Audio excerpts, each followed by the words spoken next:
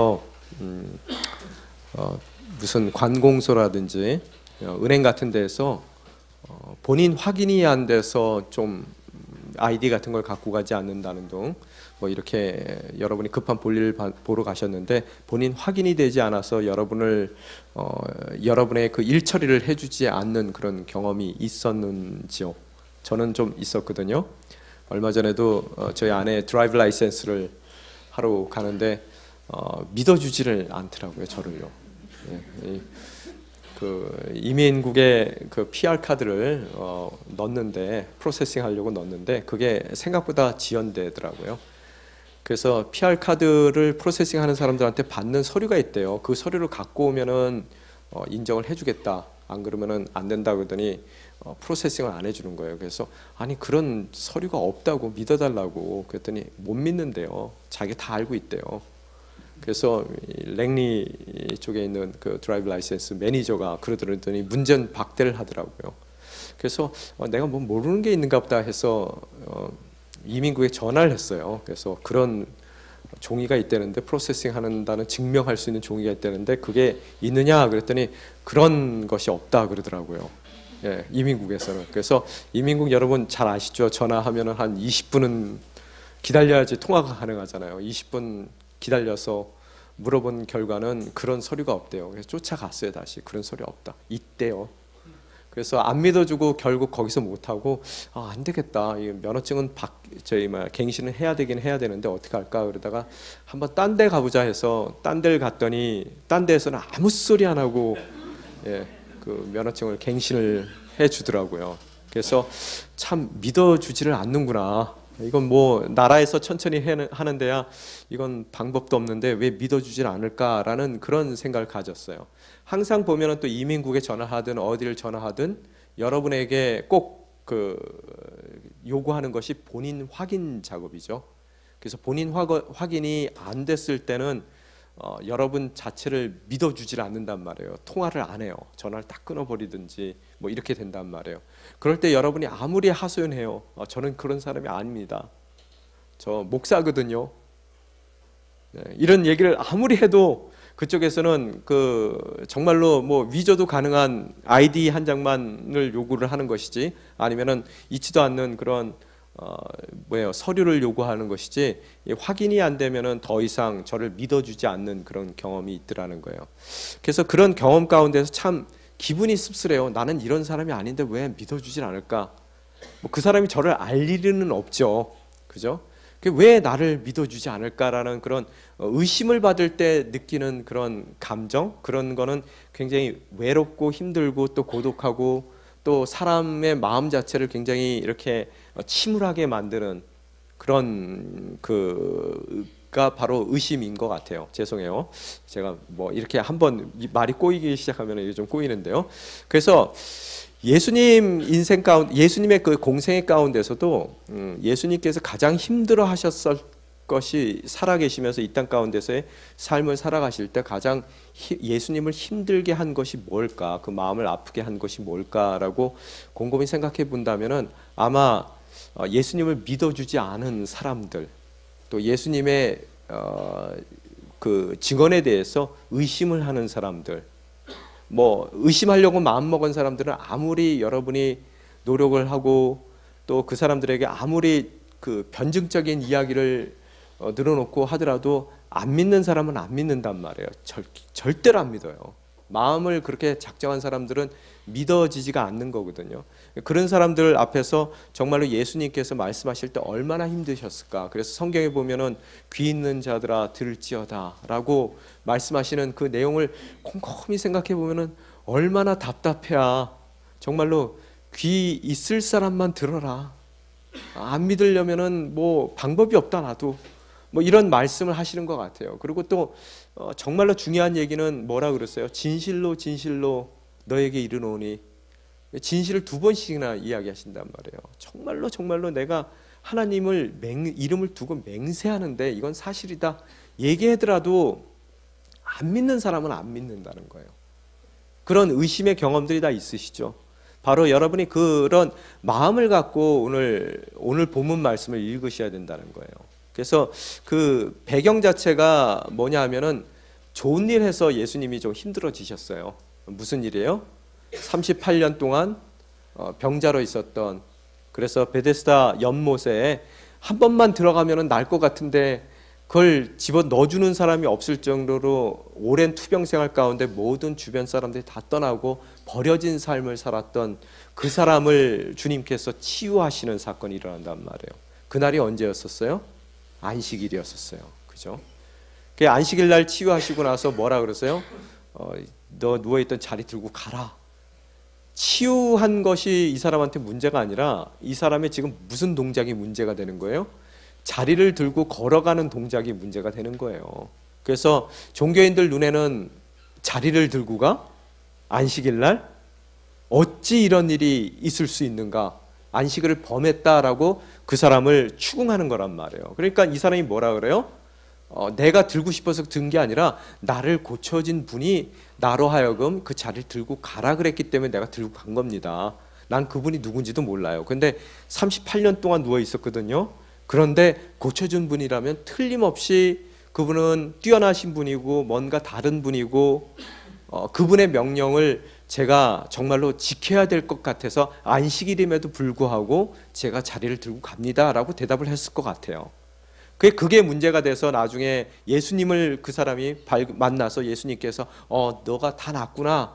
이제는 앞으로는 더 큰 병에 걸리지 않도록 네가 조심히 죄 짓지 말아라 라고 예수님께서 말씀하시니까 예수님 만난 게 너무 기뻐서 그 종교인들 자기한테 안식일 탓했던 그 사람들에게 가서 저분이 날 고친 분이라고, 저분이 나를 자리를 들고 가라 그런 분이라고 그런 이야기를 해주고, 그래서 예수님과 그 종교인들 간에 부딪힘이 있고 그 가운데서 도대체 당신이 누구요? 누군데 안식일을 범하라는 그런 명령을 할 수가 있고, 또 누군데 감히 당신이 안식일 날 사람을 고치는 그런 일을 하는 것으로서 안식일 일을 범하는 행동을 했습니까? 라고 예수님께 쏘아 붙이는 그들의 모습을 바라볼 수가 있게 되더라는 거예요. 여러분, 여기서 여러분이 한 가지 보셔야 될 게 뭔지 아세요? 사랑이 없는 거예요. 만약의 경우 그 38년 된 병자에 대한 조금이라도 치근한 마음이 있었다면, 그가 누워 있었던 그 시절을 생각하고 안식일이든 뭐든 그가 이제는 멀쩡해서 걸어다닐 수 있다는 것 자체가 정말로 조금이라도 그 사람에 대한 사랑이 있었다면 굉장히 기쁘고 축하할 일이고 감사할 일인데도 불구하고 어떻다고요? 그 일 자체가 뭔가 그들에게 어펜스가 되는 일이고 그 다음에 어떻다고요? 예수님을 질책할 수밖에 없는 그런 입장 가운데 놓이는 그들의 모습을 여러분이 바라보실 수가 있어야 되더라는 거예요. 그래서 예수님하고 말싸움이 붙게 되는 거예요. 그런데 예수님이 뭐라 그러셔요? 거기서요? 뭐라 그러십니까? 안식일에 대한 정확한 이해를 그들에게 설명하더라는 거예요. 그죠? 또한 예수님께서 말씀하시는데 그 안식일 자체가 내가 범한 것이 아니라 안식의 진정한 의미는 정말로 새로운 피조 세계의 시작을 뜻하는 것이다 라고 이야기를 한단 말이에요. 하나님께서 세상을 만드시고 6일 만에 만드시고 7일이 되셨지만 하나님 입장에서는 만드는 역사의 과정의 창조 역사의 끝이지만 피조물 입장에서는 뭐예요? 만드신 하나님의 새로운 피조 세계 첫날이란 말이에요.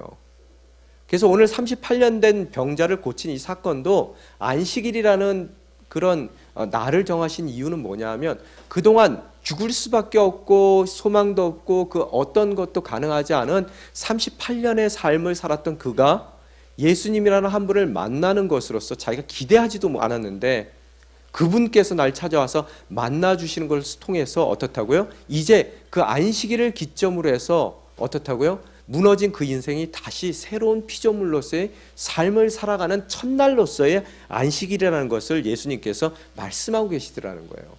그러면서 하시는 말씀이 뭐예요?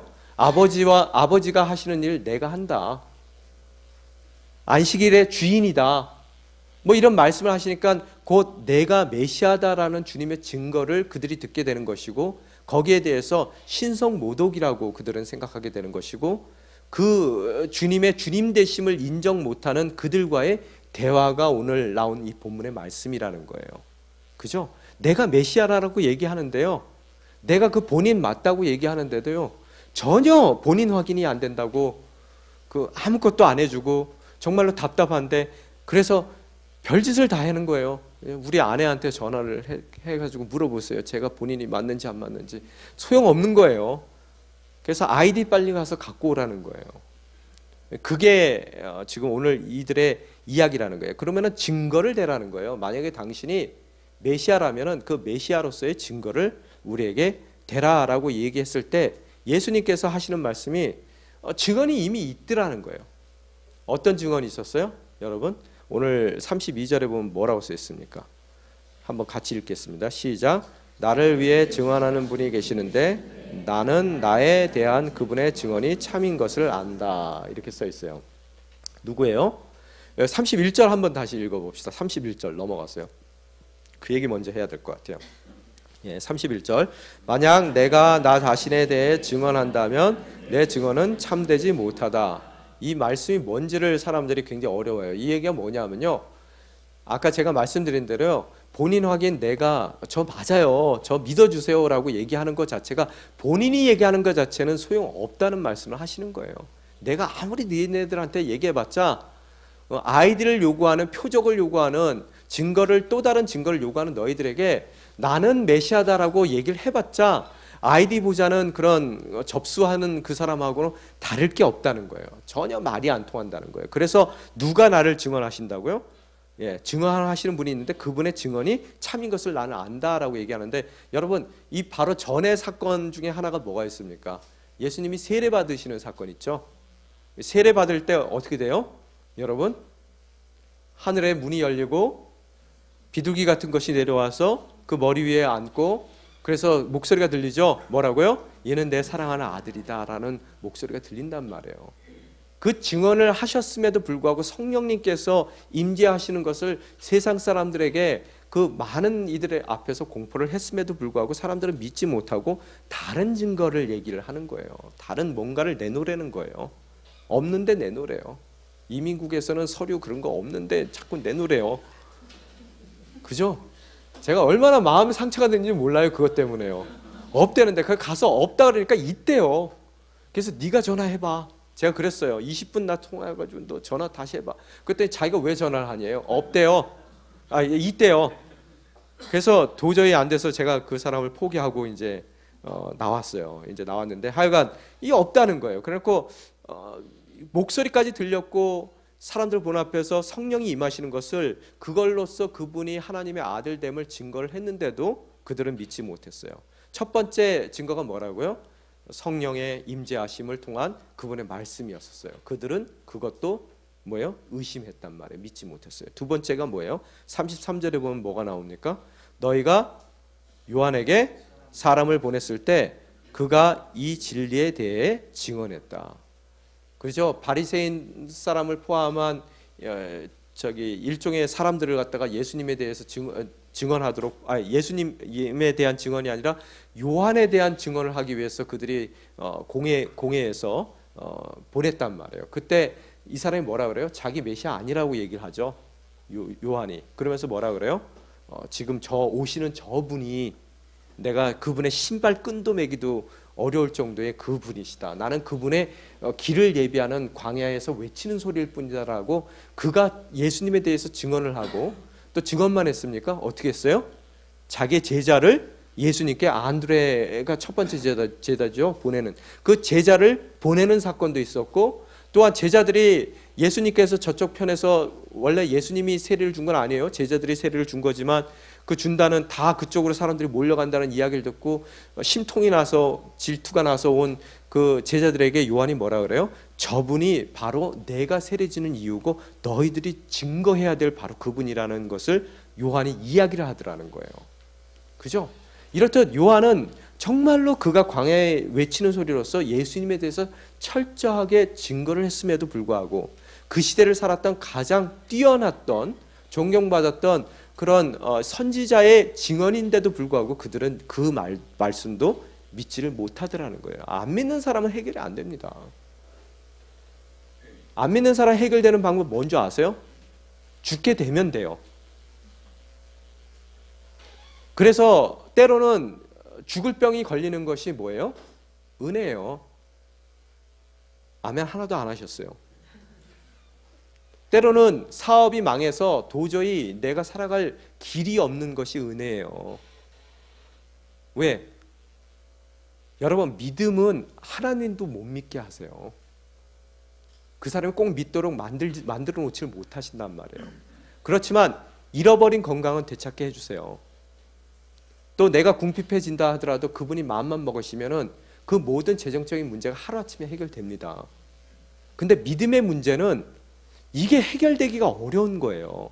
그래서 만약의 경우 여러분이 건강의 문제로, 재정의 문제로, 기타 인생의 문제로 여러분이 예수님을 만나게 됐다면 그거 자체가 은혜라는 거예요. 어떻게 하든 여러분을 믿게 하기 위해서 주님께서 허락하신 은혜의 기회였음을 여러분이 신앙 가운데서 시인하실 수 있어야 되더라는 거예요.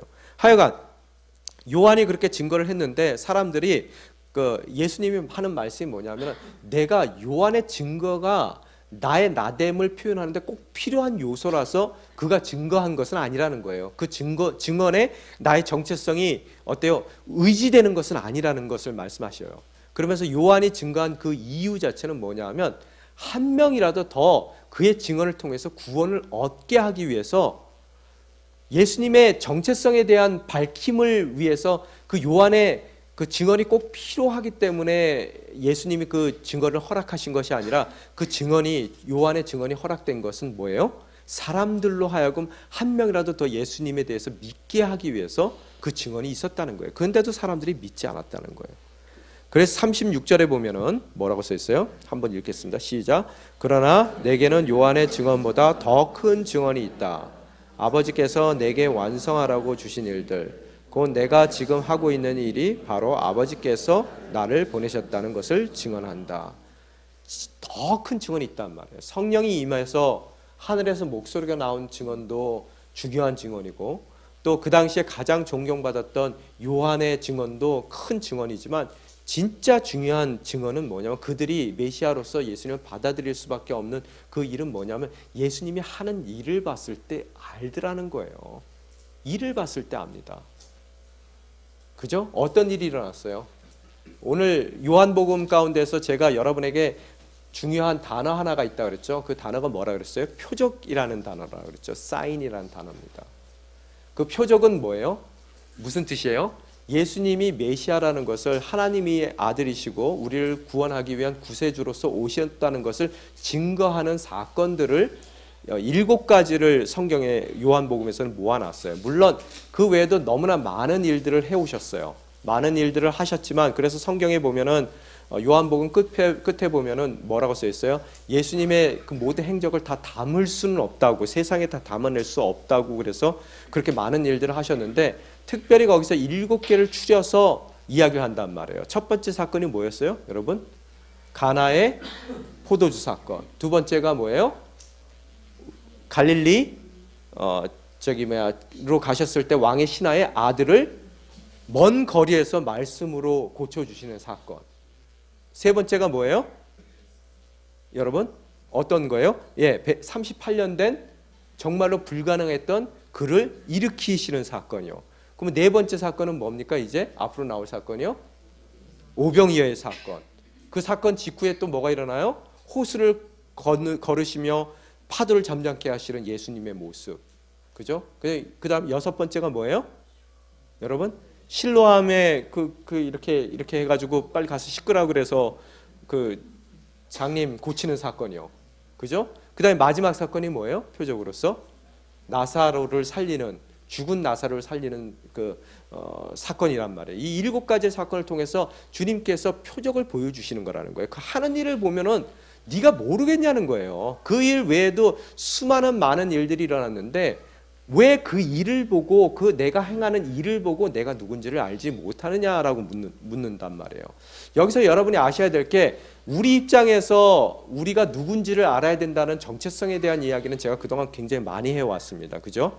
우리가 누군지 정체성을 올바로 알았을 때 내가 누군지에 합한 나의 삶의 목적이 나오는 것이고, 나의 목적이 정확히 명확히 뚜렷하게 나의 목적을 바라보는 사람은 목적이 이끄는 삶을 살게 되기 때문에 그 인생이 정말로 풍성하고 하나님께서 결실로 가득 채워주는 아름다운 인생이 된다라고 여러분에게 말씀드렸어요. 그죠?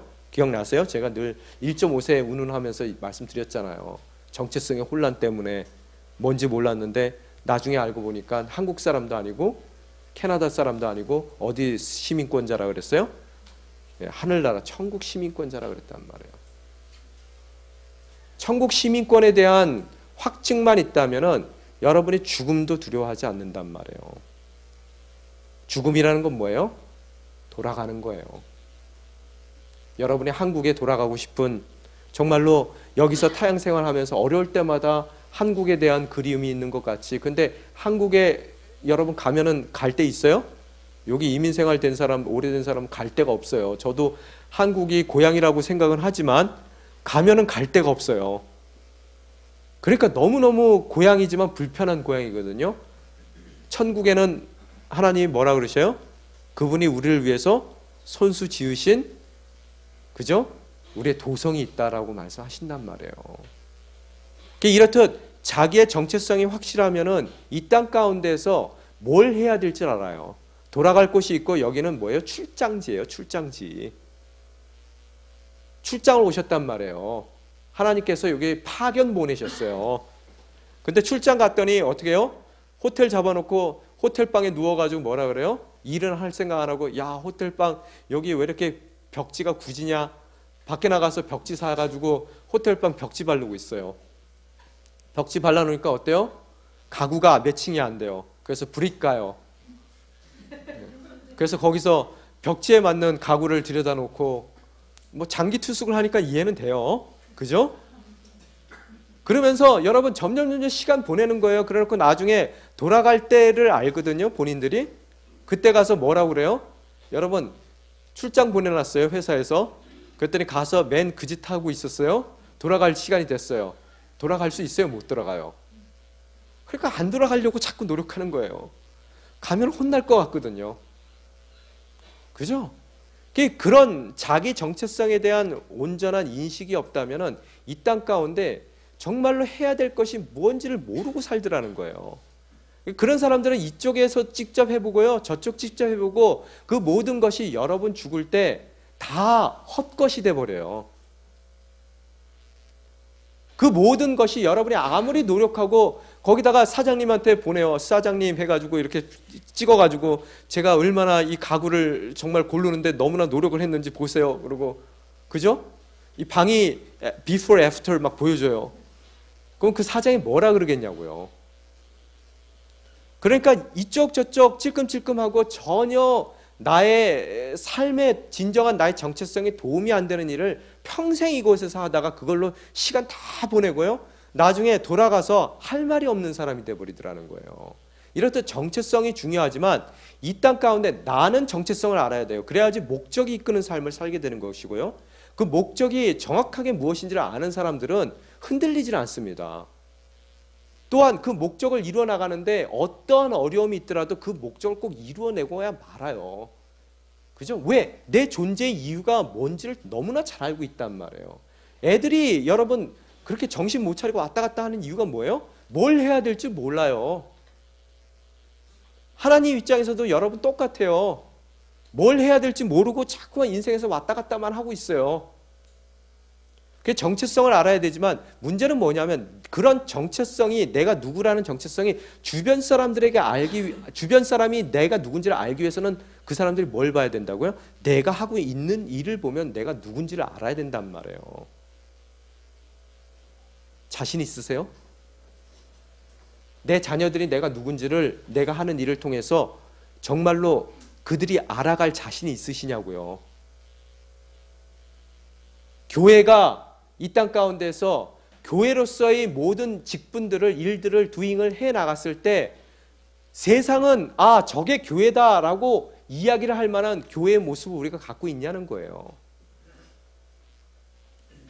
저도 목사로서 너무너무 힘든 것 중에 하나가 뭐냐 하면은 과연 목사로서 내가 하고 있는 이 모든 일을 통해서 다른 사람들 또한 나를 목사로 인정을 해 줄 것이냐에 대한 그런, 특히 하나님께서 나의 목사의 직분에 대한 것을 인정을 해 주실 건가, 증거로 이 모든 일들을 삼아 주실 건가에 대한 두려움이 있더라는 거예요. 항상요.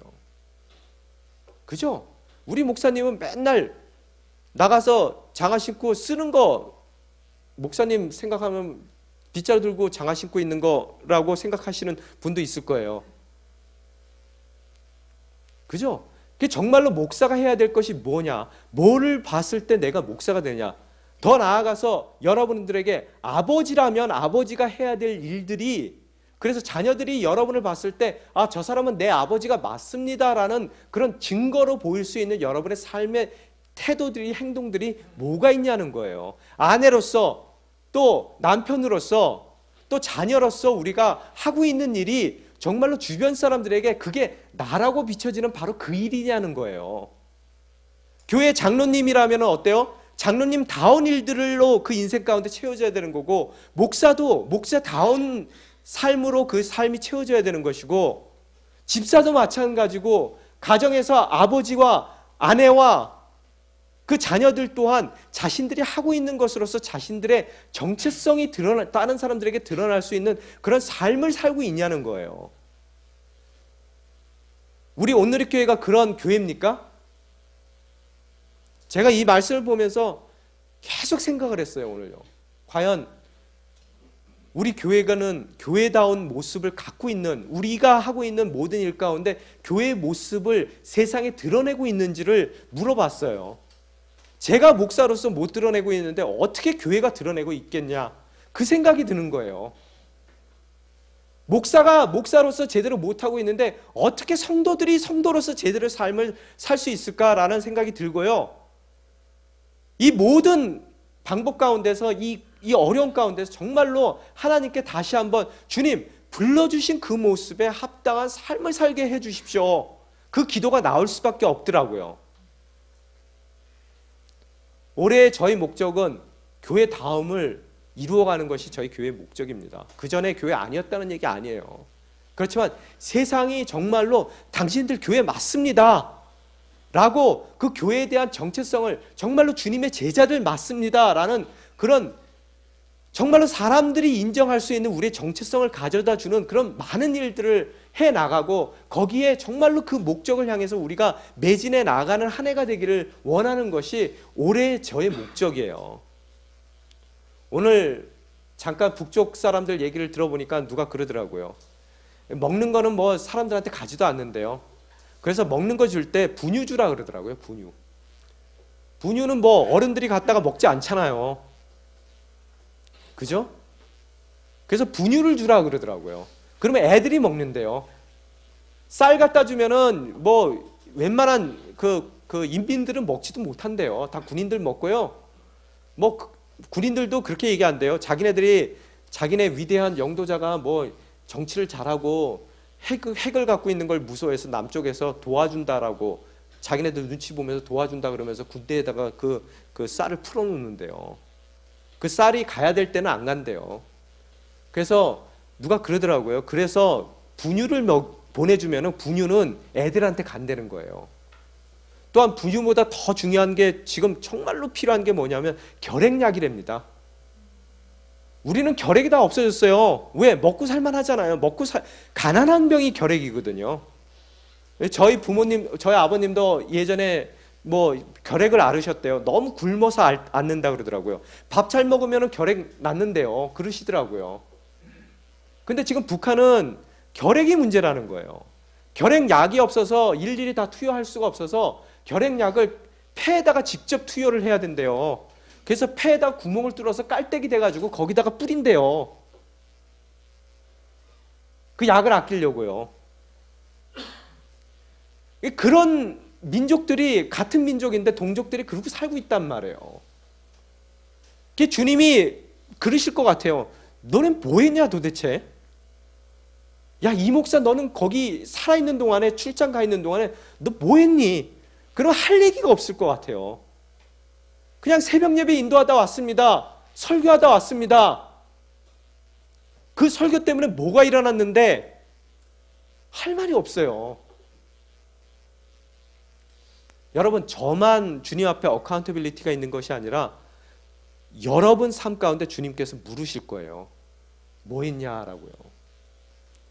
여러분의 자녀들이 여러분의 삶을 봤을 때 여러분이 누군지를 너무나도 더 잘한단 말이에요. 어떤 것을 행하고 어떤 것에 마음을 쓰고 어떤 것에 여러분이 이끌려 사는지를 그 자녀들이 봤을 때 여러분의 정체성이 그 자녀들 눈에 비치게 되더라는 거예요.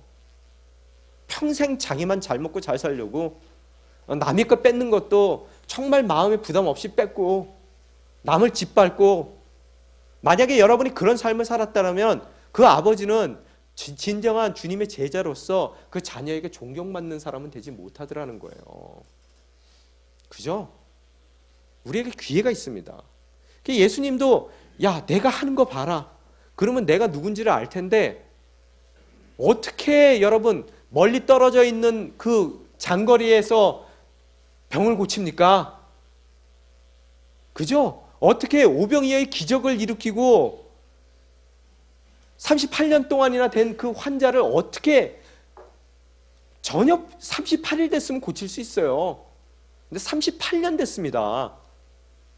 어떻게 죽은 자가 같이 다 살아나냐고요. 그 이상의 증거를 어떻게 더 이상 내놓느냐고요.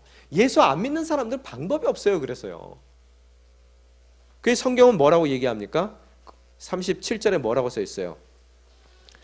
더 중요한 게 또 지금 내가 하고 있는 것보다 더 중요한 증언이 있어요. 37절 한번 읽어봅시다. 시작. 그리고 나를 보내신 아버지께서도 친히 나에 대해 증언해 주신다. 너희는 그분의 음성을 들은 적도 없고 그분의 모습을 본 적도 없다. 어떻다고요? 아버지가 직접 또한 증언을 해주신다는 거예요. 첫 번째 성령의 증언, 두 번째 요한의 증언, 세 번째 내가 하는 것을 통한 증언, 일들이 증언하는 그 나의 정체성. 그 다음에 네 번째 게 뭐라고요? 아버지가 직접 증언하신다는 거예요. 이 얘기가 뭐예요? 뒷장에 보면은 오늘 본문 말씀, 어제 본문 말씀인가요? 어제 본문 말씀에 보면 성경에 대한 이야기가 나와요. 구약 성경을 이야기하는 거예요. 거기서 그렇게 증거를 했는데 뭐라고 나옵니까? 55장 39절 한번 있으면 띄워주십시오. 뭐라고 나와요? 시작. 너희가 성경 안에 영생을 얻을 수 있다는 생각에 성경을 열심히 연구하는구나. 성경은 바로 나에 대해 증언하고 있다. 그렇게 열심히 들여다보는데도 못 보는 거예요. 이걸 어떻게 합니까? 아무리 커다란 증거를 갖다 놓더라도 못 믿는 사람은 안 믿어요. 그죠? 그 이유가 뭐라고 써 있는 줄 아세요? 42절 한번 읽어보세요. 42절 한번 띄워주십시오. 나는 너희가 하나님을 사랑하는 마음이 없다는 것을 안다. 그 모든 믿지 못하는 이유를 뭐라고 얘기하냐면요, 사랑하지 않기 때문이라고 얘기해요. 여러분, 처음서부터 안식일 범했다는 사건도 사랑이 있었다면, 그 사람에 대한 사랑이 있었다면 어떻다고요? 전혀 문제될 게 없어요. 오히려 하나님을 찬양하고 찬송하고 영광 돌리는 일이에요. 항상 문제는 뭐냐면요, 신앙의 가장 적은 누군지 아세요? 신앙의 가장 큰 적? 종교예요. 잊지 마세요. 사랑의 가장 큰 적이 뭔지 아세요? 병든 사랑이에요. 스토킹이란 말이에요. 여러분이 그걸 잊어서는 안 된다는 거예요. 자, 이 이야기 가운데 잠깐 우리 자녀들 얘기 좀 잠깐 해봤으면 좋겠어요. 자녀들 믿으세요? 여러분 자녀들 믿어주시냐고요? 어떤 분이 저한테 와서 그러더라고요. 아유, 쟤 때문에 힘들어 죽겠다고요. 그래서 제가 그랬어요. 저 같은 사람도 목사 됐어요. 좀 믿어주세요. 제가요, 여러분에게 말씀드리는데요, 저희 부모님이 저 학교 한번 뭐 좀 잘못되는 일이 있어서 그때 이제 집에 가면 난 맞아 죽었구나 이렇게 생각하고 집에 들어갔더니 저희 어머니가 그러시더라고요. 난 너 믿는다. 딱 그 한마디 하시더라고요. 뭐 그렇게 사랑이 많으신 분도 아니세요. 말이 많으신 분도 아니지만 딱 한마디 하시더라고요. 난 너 믿는다. 너 잘할 줄 믿는다. 그 말 한마디 했는데 그 얘기 딱 듣고 나서 그 다음서부터는 어때요? 뭘 좀 사고를 치려고 해도 나 너 믿는다. 이 소리가 들리는 거예요. 그러니까 정말로 그 엄마가 믿는 만큼 하게 되더라고요. 하나님이 여러분 믿어주세요. 내가 사는 것이 아니라 내 안에 사는 그리스도가 사신다며요. 그걸 왜 하나님이 못 믿어주겠어요? 그 믿음의 그 기본 바탕에는 뭐가 있는 줄 아세요? 사랑이에요. 병든 사랑 말고요. 병든 사랑은 어때요? 자녀도 내가 못 이룬 거 이루게 하기 위해서 그 자녀를 사용하려고 그러고요. 또 자기가 생각했던 그런 인생의 모습들을 그 자녀가 가져가야 된다고 생각하기 때문에, 물론 그것도 사랑입니다. 조금 병든 사랑. 그 사랑 때문에 어떻다고요? 자녀를 믿질 못해요. 나는 이렇게 해야 되는데 얘는 지금 저렇게 하고 있어요. 그러니까 갑갑한 거예요. 그래서 사랑한다 그러면서 못 믿어요. 사랑하면 믿는 겁니다. 남편을 어떻게 믿어요? 사랑하니까 믿는 거예요. 아내를 어떻게 믿어요? 사랑하니까 믿는 거란 말이에요. 그 믿음 자체가 그 사람으로 하여금 진정으로 하나님께서 원하시는 그 일들을 이루어갈 수 있는 그런 원동력으로 작용하는 거예요. 믿어주세요. 그죠? 우리 공동체가 어떤 공동체가 돼야 됩니까? 믿어줘야 돼요. 어떻게 하겠습니까? 아유, 저 목사가 뭘 하겠나. 믿어주세요. 사랑이 없어서 문제예요. 아, 일을 좀 크게 벌리는 것 같은데 저러다가 어떻게 하려고 그러지? 뭐 어떻게 하긴 어떻게 해요. 사랑하는 목사가 하면은 믿어줘야죠. 지가 뭐 생각이 있는가 보다. 여러분의 자녀도 마찬가지라는 거예요. 아무리 그 아이가 다른 모습으로 간다 하더라도 자녀를 믿어주세요. 그리고 손을 꼭 잡고 얘기하세요. 난 널 사랑한다. 사랑하는 엄마는, 사랑하는 아빠는 너를 믿는다. 너 정말 잘할 수 있다고 믿어. 하나님께서 너에게 주신 모든 꿈을 너가 꼭 이룰 것을 나는 믿는다. 여러분 같으면 어떻게 하겠어요? 정말로 그 믿음에 합한 사람이 되기 위해서 노력하겠죠. 사랑이 기반이 돼야 된다는 거예요. 사랑하셔요, 진정으로. 여러분의 그 부족한 부분을 투사해서 여러분이 못했던 것을 채우려고 그러시지 말고요.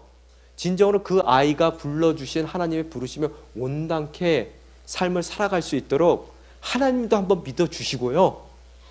왜? 그 아이 하나님이 동행해 주시거든요. 또한 그 아이가 동행하는 하나님 손 꼭 붙들고 갈 수 있을 법한 충분한 믿음의 사람이라는 것을 믿어주시라는 거예요. 그죠? 오늘 이 말씀 보면서 제가 저희도 자식들을 잘 믿어야 되겠다.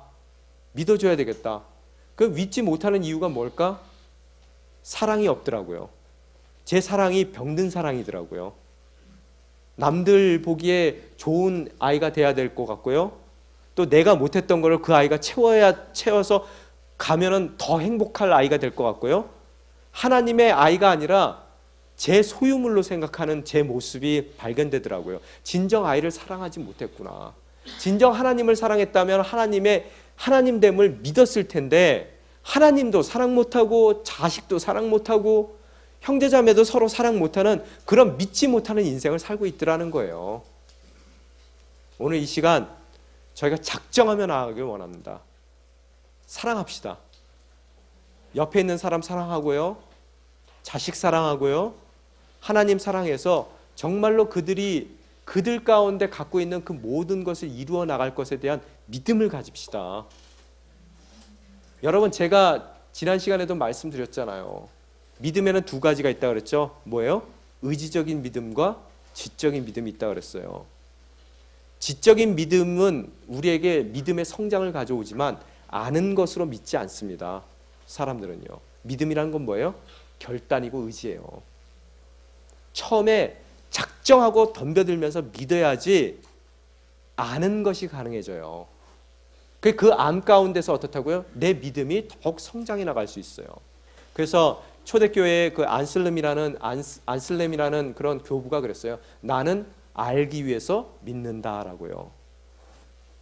우리 인생 가운데 진정한 하나님이 가려놓은 모든 그런 하나님의 섭리들을 어떻게 우리가 알 수 있다고요? 믿을 때 알 수 있어요. 이들 또한 만약의 경우 하나님을 진정으로 사랑했고 그 사랑 가운데서 하나님의 말씀을 그들이 신뢰할 수 있었다면, 믿을 수 있다면 그 말씀 가운데 나타난 예수님 자체를 믿을 수가 있었던 그런 신앙인으로서의 거듭나는 그런 삶을 살 수가 있었을 거라는 거예요. 그렇지만 그것이 잘못됐기에 모든 것이 다 무너지는 거예요. 말 나왔으니까 한 가지만 더 얘기할게요. 여러분, 무신론자들은 신앙이 없을 것 같으세요?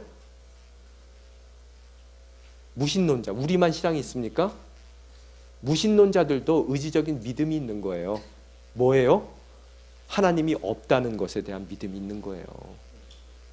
그러고 나서 그들은 알아가는 거예요. 그래서 그 믿음이 더 자라난 거예요. 자라간단 말이에요. 우리 또한 어떻다고요? 무조건 하나님에 대한 것을 믿고 나아갈 때 우리가 하나님의 섭리들을 발견해 나갈 수가 있다는 거예요. 내 아내를 내가 무조건 믿을 때요, 좀 더 그 아내를 알아갈 수 있는 기회를 얻게 되는 것이고요. 그 아내 또한 남편을 무조건 믿어줄 때요, 점점 그 남편 삶 가운데 하나님께서 심어놓으신 그 가능성들을 알아갈 수 있게 되더라는 거예요. 또한 우리 자녀들을 그렇게 믿어줬을 때 어떻다고요? 그들의 삶 가운데 하나님께서 심어놓으신 그런 하나님의 계획들을 내가 알아갈 수 있게 되더라는 거예요. 그럼으로써 진정으로 믿음 가운데 모든 하나님의 충만함을 이 땅 가운데 누려가는 저와 여러분이 되시기를 주님의 이름으로 축원합니다. 시간 함께 기도하며 나아가기를 원합니다. 주님,